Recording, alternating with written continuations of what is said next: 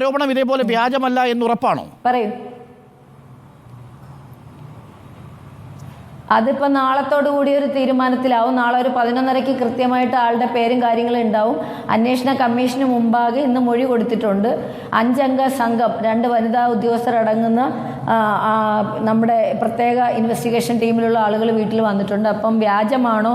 ഞാൻ ആക്ച്വലി ഇതിൻ്റെ പ്രശ്നങ്ങൾ ആളുകളുടെ മുമ്പിൽ എത്തിക്കാൻ വേണ്ടി വന്നതാണ്. ഞാനൊരു വ്യാജ പീഡന പരാതിയായിട്ട് വന്ന ഒരാളല്ല. സംസാര മധ്യേ നിങ്ങൾക്ക് ഇങ്ങനെ അനുഭവം ഉണ്ടോ എന്ന് ചോദിച്ചപ്പം 2013 എനിക്ക് ഞാൻ എൻ്റെ കരിയറിൻ്റെ തുടക്കത്തിൽ ഒരു നടനിൽ നിന്ന് അങ്ങനെ ഒരു അനുഭവം വന്നിട്ടുണ്ട് എന്ന് ചാനലിന് മുമ്പിൽ പറഞ്ഞപ്പോൾ അത് തെളിയിക്കേണ്ട ഒരു ബാധ്യത എനിക്ക് വന്നു. നിങ്ങൾ ഈ പറയുന്ന പോലെ വ്യാജമാണെങ്കിൽ എനിക്ക് തെളിയിക്കേണ്ട ആവശ്യമില്ല.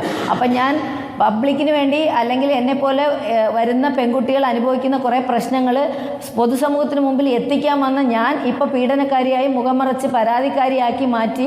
അത് എനിക്ക് നല്ലത് തന്നെയാണ്. കാരണം അത് ഞാൻ ഈ പീഡന പരാതി ആരോപിച്ച് വന്ന ഒരാളല്ല, ഞാൻ സംസാരിക്കാൻ വന്ന ഒരാളാണ്. അപ്പോൾ സംസാര മധ്യേ എനിക്കുണ്ടായ ഇൻസിഡന്റ് പറഞ്ഞപ്പോൾ അത് സ്വമേധയാ നമ്മൾ ജനങ്ങളുടെ മുമ്പിൽ പ്രൂവ് ചെയ്യേണ്ട ഒരു ആവശ്യമുണ്ട്.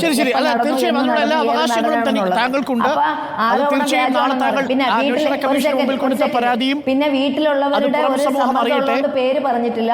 എൻ്റെ കേൾക്കുന്നുണ്ടോ അതോ രണ്ടുപേരും സംസാരിച്ച ആർക്കും കേൾക്കില്ല? ഒരു സെക്കൻഡ് സാറേ, പറഞ്ഞു തീർത്തോട്ടെ. അതായത് എൻ്റെ 2 കുട്ടികളടക്കം അവർ പറഞ്ഞിട്ടുണ്ട്, ഇപ്പം അമ്മ പോരാടുന്നത് അമ്മയ്ക്ക് വേണ്ടിയിട്ടല്ല, ഇവിടുത്തെ പെൺകുട്ടികളുടെ മാനത്തിന് വേണ്ടിയിട്ടാണെന്ന് എൻ്റെ കുട്ടികൾക്ക് മനസ്സിലായത്. ചർച്ചയിൽ പങ്കുചേർന്നത് അഡ്വക്കേറ്റ് സുരേഷ്, ഡോക്ടർ സോയ ജോസഫ്, അരുൺകുമാർ ചർച്ചയിൽ പങ്കെടുക്കാമെന്ന് അറിയിച്ചു, പക്ഷേ പങ്കെടുക്കാൻ സാധിക്കാതെ